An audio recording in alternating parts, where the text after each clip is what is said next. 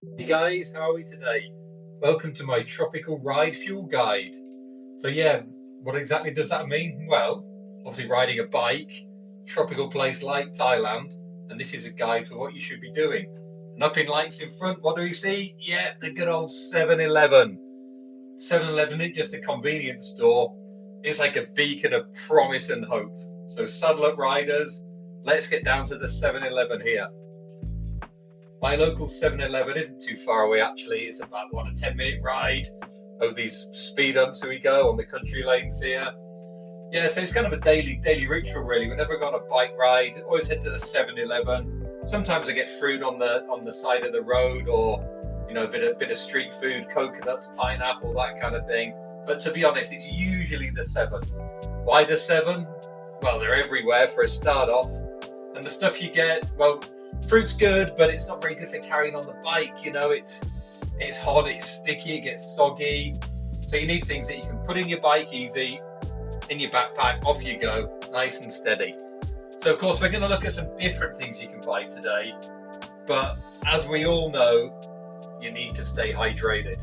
And what's the best thing for hydration? Yeah, Adam's ale, good old water. So whatever I buy today, just keep in mind that I always have a couple of litres of water in my backpack. Just in case, there are 7s everywhere, there's convenience stores everywhere, but you just never know. You don't want to get stuck on some bloody mountain trail somewhere with no water. Literally, it gets that hot here, it could be life and death, no exaggeration there. But yeah, we're just going down the main road. It's a bit of a busy road, but this is like a ring road that surrounds the city. So we're in the suburbs of Chiang Mai here. It's always going to be busy, nothing you can do nowadays. You're always going to be fighting with the cars and the trucks. But it's not a bad ride, because you can see I'm on this side bit. Yeah, just been wiped out by a motorbike there. Yeah, it's not too bad. The cars get a bit close sometimes, but it's relatively safe. This isn't my nearest 7-Eleven. There's one a bit nearer to home. But this is a shiny brand new one, and it's good. So I had plans today. So this is obviously voiceover mic. I'm not speaking on the bike because it's too noisy. It doesn't work. So yeah, I had plans to go to the 7 today and film it for you, which I did. But you know what it's like. I don't know what they call it. That flickering from the lights against the camera. So I've had to scrap that footage. So there's just a couple of clips. I'll show you what I bought later on. But this is like a little retail park near where I live, and here's the beacon of promise right in front of us. Look, the 7-Eleven. I swear sometimes that 7 sign, it's such a godsend. It's not only a place where you can buy food and drink, it's a giant refrigerator. So you get off your hot sticky bike, and there's that promise of just cooling down. You can go from like 35 degrees. Here I am looking a bit confused, to be honest. I'm trying to force a smile there. There we go. Yeah, but it's great. I mean, here, quick clip of the fridge. I managed to get a clip there. Into the 7, out of the 7, back onto the road again. Now, guys, don't necessarily copy everything I do. I'm a bit of an idiot sometimes. So what I'm going to do here is not advisable. What you should do is go all the way down this road, do a U-turn, come all the way back up. But, as I say, I'm an idiot, so I decide I'm going to take shortcuts. And as we see in a second, it's probably not the best idea. Luckily, I've got a mountain bike. On a road bike, don't do it. It ain't going to work. So whizzing down there, I am looking behind me at this point, guys. I'm not just completely stupid. So I'm looking behind me, looking for a break in the traffic. And now what am I going to do here? Yeah, he's gone by me. I think there's probably going to be a break coming up now. I'm going to scoot across the road. Close your eyes, don't panic, it's safe. Honestly, trust me. Yes, I'm just biding my time here, waiting for that spot. I know there's a place where I can cross over here. Here we go, look. And I'm obviously not the first person to do this, because as you can see in a second, it's like a mud track. Believe it or not, motorbikes go up and down it, not just bicycles. It just saves me about 1 kilometre. I would normally go further down, but I've got stuff to do today, so I need to get back.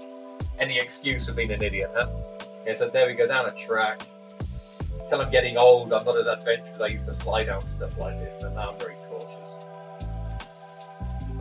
It's probably a bit counterproductive, really, because as you can see here, I'm going to have to wait a few minutes to cross the damn road because there's that many cars.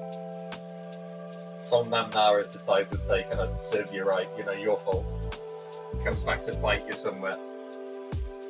It looks like this traffic's moving pretty slow, but actually it's not. It's moving pretty quick, and it was pretty tricky to find a break in there. Just biding my time. Don't want to take any chances. You know, it's like you just slip on the gravel, slip on the road, sayonara and good night. So no, play it safe.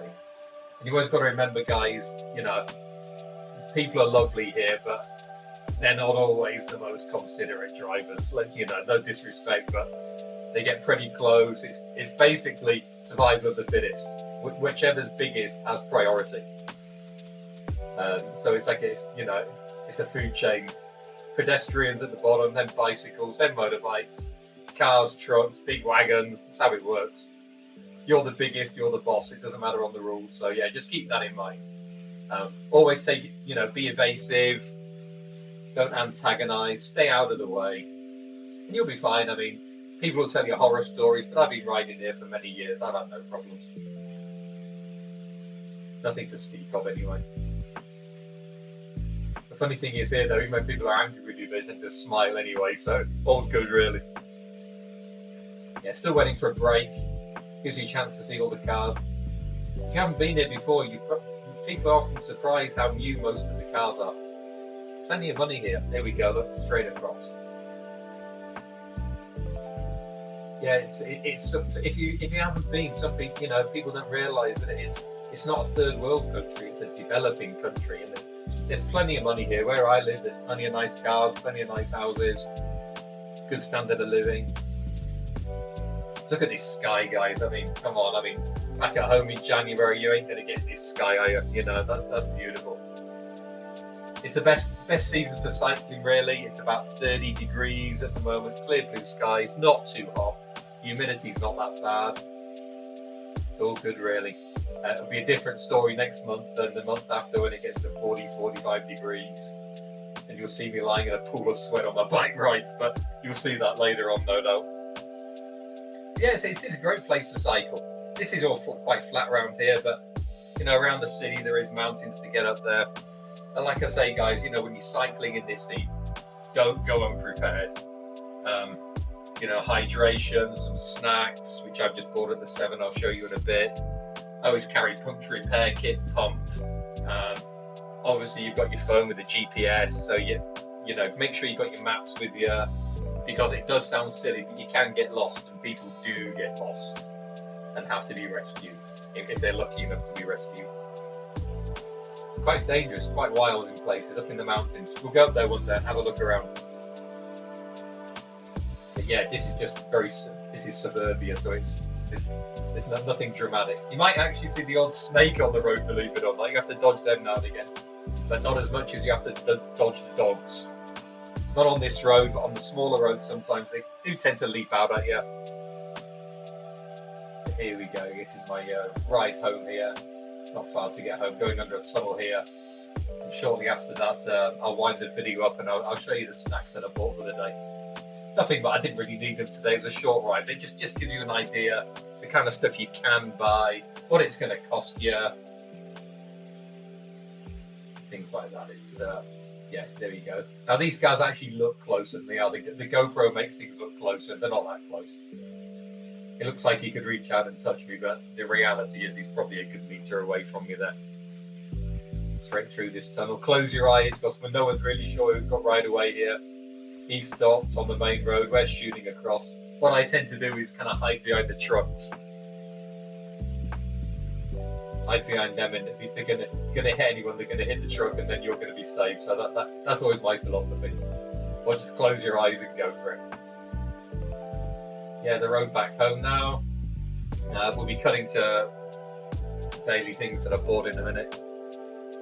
Around this corner. There is another 7-Eleven around here. There's a little Big C Extra. There's all the stuff. You're never short of food in Thailand, guys. Never short of somewhere to stop and eat. If you've been here, you'll know. If you haven't been here, well, you'll be surprised.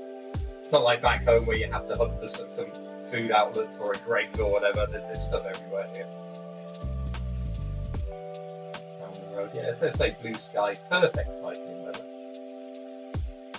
I need to figure out a way not to do voiceovers to speak when I'm on the bike, but it just came out too noisy, so I'll have to have a bit of a rethink. But no big deal. Voiceover mic's probably a bit better than the real one, so there we go. Moving on home past the temple, it's going to cut off in a minute, and we'll go to my daily purchases. I'll show you what I got, how much it cost, and all that kind of stuff. But just remember, guys, keep that word hydration in your mind. It's so important. Can't stress it enough. Carry plenty of water, and then everything else I'm showing you is like an extra on top. And believe me, you will drink it all, honestly. Here we go, look. So here's the purchases for the day from the 7, costing a grand total of about £3 English. Here's your sponsor, your electrolyte drink. I always go for this one. So cheap. I'm not really sure what's in it. Maybe you don't want to know, but it hits the spot. I always carry some chocolate milk for the post-workout. Like a bit of chocolate milk. Very good. Again, cheap. So cheap. Now this one, substitute for real fruit. This is dehydrated mango. It's dry, fits in your backpack, no problem, and it gives you that sugar hit when you need it. And the carbs, this is an interesting one. You can get toasted sandwiches, and they will put it in a microwave. But this is like, instead of bread, it's sticky rice, and there's like a spicy chicken burger inside. Different, but really good. Remember, guys, hydration. Can't stress it enough. And enjoy your rides out there. And I hope you enjoyed this little video, only about 10 minutes long. That's not a real flame. It feels like it sometimes, but it doesn't quite get that hot. Okay, guys, thanks for joining me. Please like and subscribe and join me for the next one. Over and out, guys. See you later. Take care. Happy riding.